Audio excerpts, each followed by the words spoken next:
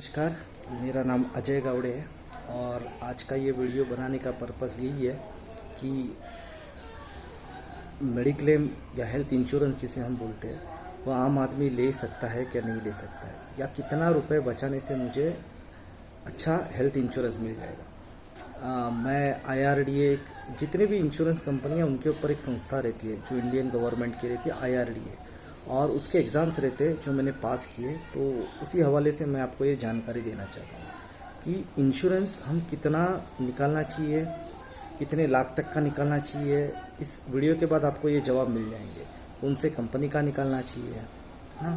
फिर as a RTA activist, as a right to information act, कि हमें कौन कौन सी बातें जाननी ज़रूरी है, कि इंश्योरेंस में ऐसी कौन से सवाल है जो हमने पूछने चाहिए।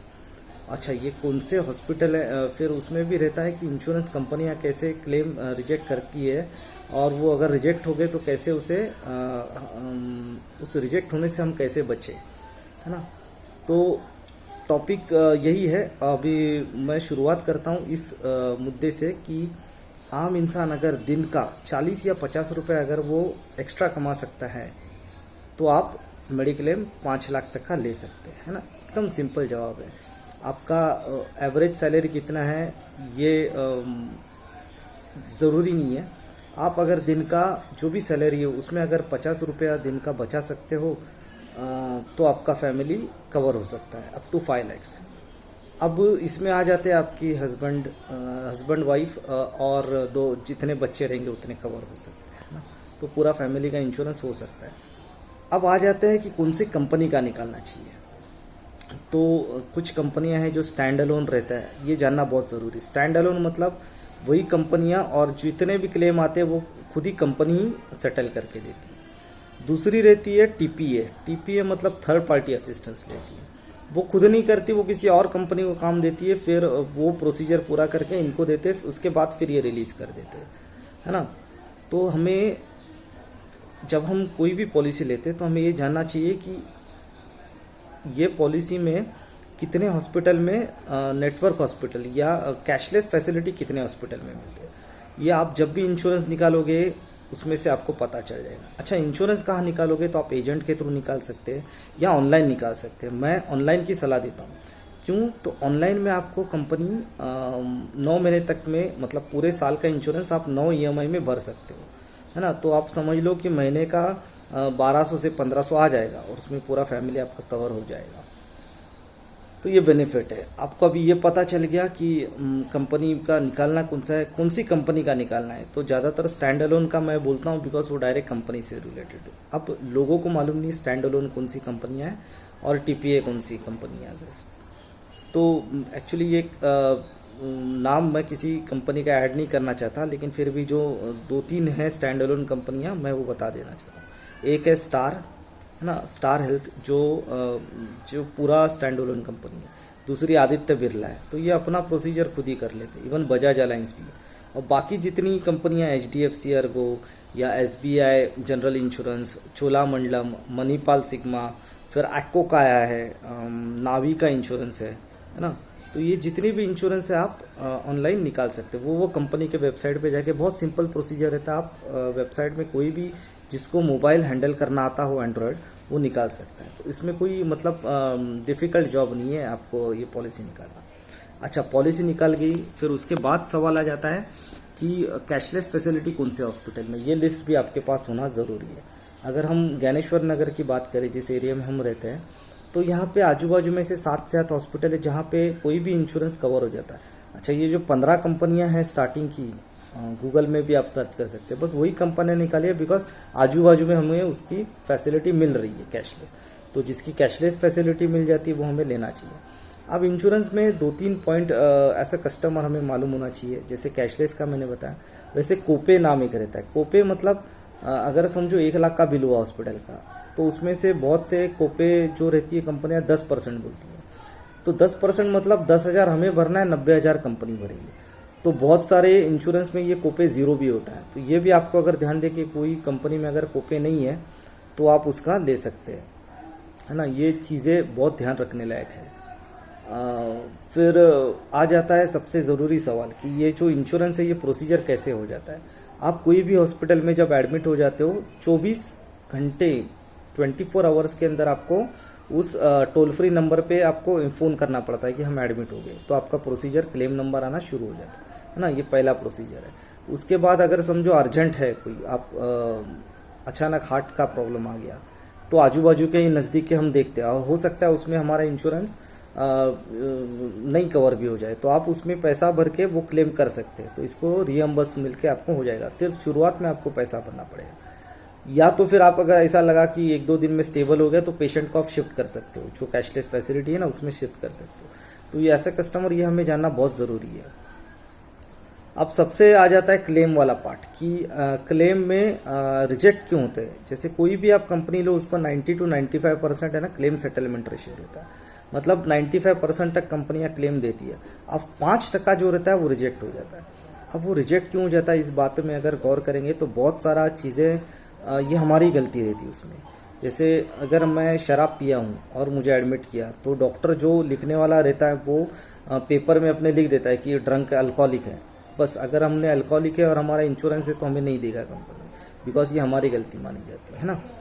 और अगर कोई चीज़ जैसे अभी हमने नया पॉलिसी निकाला है, तो ये इसमें एक वेटिंग पीरियड नाम रहता है। तो वेटिंग पीरियड मतलब ऐसा कि कुछ बीमारियां हैं जो आपको 2 साल में कवर हो जाएगी, कुछ बीमारियां हैं जो आपकी 4 साल में कवर हो जाएगी, और 4 साल के बाद सब जनरली सब HIV और कैंसर छोड़ के सब पूरी बीमारियां कवर हो जाती है। ये वीडियो थोड़ा लंबा बन रहा है, पर ये इसमें मैं चाहता हूँ कि एक ही वीडियो में आपको पूरी जानकारी दूँ, है ना।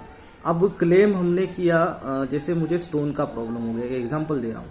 अब मैंने 6 महीने पहले पॉलिसी निकाली, मुझे किडनी स्टोन का प्रॉब्लम हो गया, मुझे एडमिट किया गया और बाद में हमने क्लेम मांगा, तो कंपनी क्लेम नहीं देती है, बिकॉज ये जो बीमारियां हैं ये 2 साल के बाद कवर हो जाती है। ये जानना हमें बहुत ज़रूरी है। ऐसा नहीं है कि हमने आज इंश्योरेंस निकाल लिया तो सब बीमारियां कवर होगी, नहीं। अब पहले 2 साल में कौन सी बीमारियां कवर होगी, ये मैं आपको मोटा मोटा बता रहा हूँ, है ना, कि जनरली सब कंपनी का सेम बीमारियां रहती है। कोई भी सर्दी, खांसी, बुखार, है ना, बैक्टीरियल इन्फेक्शन, जैसे जुलाब हो गया, उल्टी हो गया, डेंगू हो गया, मलेरिया हो गया, इवन कोरोना हो गया जो अभी सरकार ने इंक्लूड किया है, कोरोना हो गया। ये सब जो बीमारियां हैं ये आपको जो बैक्टीरिया के थ्रू हो रही है या बाहर खाने से हो रही है, ये सब आपकी पहले 2 साल तक कवर हो जाती है ना। और 2 साल के बाद आपका कौन सा कवर हो जाता है, तो मोटा मोटी अगर देखा जाए तो स्टोन का प्रॉब्लम, किडनी का प्रॉब्लम, पाइल्स का प्रॉब्लम, है ना, फिर हर्निया, ये सब ऑपरेशन आपके 2 साल के बाद होते हैं। वो 2 साल तक कवर नहीं, आपको 2 साल EMI भरना है, उसके बाद ही कवर होगी। अब ये हमें पता नहीं लगता, हमें लगता है कि हमने इंश्योरेंस निकाल दिया सब कवर, ऐसा नहीं रहता। बहुत सारा कंपनी का अभी जो नई कंपनी आ रही है वो 2 साल के, जैसे कुछ डायबिटीज़ है या अगर प्री एग्जिस्टिंग डिजीज बोलते हैं, मतलब अगर मुझसे पहले से ये डिजीज़ है तो मुझे उसका कवर उस बीमारी की वजह से, जो डिजीज़ की वजह से जो बीमारियाँ होगी वो कवर नहीं मिलेगा। उदाहरण के तौर पे बताता हूँ, अगर मुझे डायबिटीज़ है ना, मैंने बता दिया कि मुझे डायबिटीज़ है और 1 साल के बाद मैं एडमिट हो गया और डायबिटीज़ के वजह से किडनी खराब हो रही है, तो मुझे वो पैसा नहीं मिलेगा। क्यों, तो हमने उनको बताया था कि हमें डायबिटीज़ है। अच्छा, आप अगर नहीं बताते, जनरली मैं चाहता हूँ कि आप पूरा जो भी हेल्थ इंश्योरेंस या आपका जो एजेंट रहेगा या आप अगर डायरेक्ट निकाल रहे तो बता देंगे तो अच्छी बात है ना। अब शुगर ऐसी चीज़ है कि शुगर ही हो गया या BP हो गया, ये तकलीफ़ें और जाने अनजाने में हम ही जवाब दे देते हैं इसके। या इवन अगर आपका पहला हार्ट का इशू हो गया है तो जब ये टेस्ट रहते कुछ, है ना, सोनोग्राफी किया, CT स्कैन किया, इसमें ना ये पूरा दिख जाता है कि अच्छा इसको पहला अटैक आके गया है, और अगर हम नहीं बोलेंगे तो भी वो कायदे से प्रूफ माना जाता है, फिर हमारा क्लेम रिजेक्ट हो जाता है। तो ये छोटी छोटी बातें हैं कि क्लेम रिजेक्ट हो जाता है, फिर हम कंपनी के अच्छा कंपनी ने एक बार रिजेक्ट कर दिया तो फिर ऐसी चीज़ों में हम कुछ नहीं कर सकते। हाँ, अगर कंपनी ने गलत तरीके से रिजेक्ट किया तो ये जो IRDA संस्था है, इन्होंने नियम बनाया है कुछ कि अगर क्लेम रिजेक्ट किया तो आप क्लेम को चैलेंज दे सकते हो, है ना। और इसके लिए आपको कोई कोर्ट वोर्ट में जाने की जरूरत नहीं है, उसके ग्रीवियंसेस ऑफिसर्स रहते हैं हर एक इंश्योरेंस कंपनी, उनसे आप बात करके ये अगर गलत है तो वो आपको सही करके दे। जनरली ये लोग गलतियां नहीं करते इंश्योरेंस कंपनियां, बिकॉज इंश्योरेंस कंपनियों में भी डॉक्टर रहते हैं, है ना। अच्छा, ये आ गया क्लेम रिजेक्शन का बात। दूसरा, ये जितने भी हॉस्पिटल्स हैं इन्हें भी ये इंश्योरेंस पॉलिसी जितनी कंपनी उनसे टाई अप करना पड़ता है। तो ये देखने हमें ये देखना जरूरी है कि भाई हम जिस हॉस्पिटल में जा रहे हैं वो टाई अप है क्या वो इंश्योरेंस कंपनी से। जैसे अगर मैं स्टार का हूँ, मैं कोई हॉस्पिटल में गया, उधर स्टार का क्लेम है ही नहीं, तो फिर वो मुझे पैसा भरना पड़ेगा। क्लेम फिर वो मैं बिल लेके दे दूंगा तो मिल जाता है। पर क्या रहता है कि अगर कैशलेस फैसिलिटी चाहिए तो नेटवर्क हॉस्पिटल जानना बहुत जरूरी है कि भाई कौन से हॉस्पिटल में आजू बाजू के हम जिस एरिया में उसमें कैशलेस हॉस्पिटल खोलना है। ये आपको वो जो इंश्योरेंस प्रोवाइडर है वो आपको लिस्ट दे देते हैं, है ना। जनरली मैं देखा हूँ कि अपने अगल बगल के कम से कम 7 से 8 हॉस्पिटल ऐसे जिसमें सब इंश्योरेंस कवर हो जाता है। तो ये अच्छी बात है। ये मेरा नीचे नंबर दिया गया है ना। आपको कुछ भी डाउट रहेगा आप मुझसे पूछ सकते हैं कभी भी। दोपहर को बोल रहा हूँ, शाम को 5 के बाद आप मुझसे डाउट व्हाट्सएप पे मैसेज डाल के पूछ सकते हो या कॉल भी करके पूछ सकते हो। ये मेरा नंबर है, मैं आपको दे देता हूँ, है ना। कुछ भी जानकारी चाहिए रहेगी तो 2 चीजें, अगर आप दिन का 50 रुपया बचा रहे हो आप पॉलिसी निकाल सकते हो। आपका नेटवर्क हॉस्पिटल, आपको कैशलेस नेटवर्क हॉस्पिटल जानना बहुत ज़रूरी है। क्लेम कैसे सिलेक्ट होगा, कैसे रिजेक्ट होगा, ये जानना भी बहुत ज़रूरी है। और अगर रिजेक्ट हो गया तो हमें कौन से ऑफिसर के पास जाना है, क्या प्रोसीजर है, ये भी जानना बहुत ज़रूरी है। तो बहुत सिंपल प्रोसीजर है ना। और इसमें जनरली क्या रहता है, एजेंट जो रहता है वो आपको साल का पैसा भरने बोलता है। तो आप अगर डायरेक्ट कंपनी के वेबसाइट से निकालोगे तो आपको मंथली आ जाएगा, मतलब 9 महीने का दे देते हैं। और ये बहुत ज़रूरी है क्योंकि कोई भी हॉस्पिटल में ना भी बहुत खर्चे बढ़ रहे हैं और हमारा जो पैसा बचता है वो इन्हीं लोगों को जा रहा है। तो आप उनसे बच सकते हैं अगर आप हेल्थ इंश्योरेंस निकाल दोगे। शुक्रिया।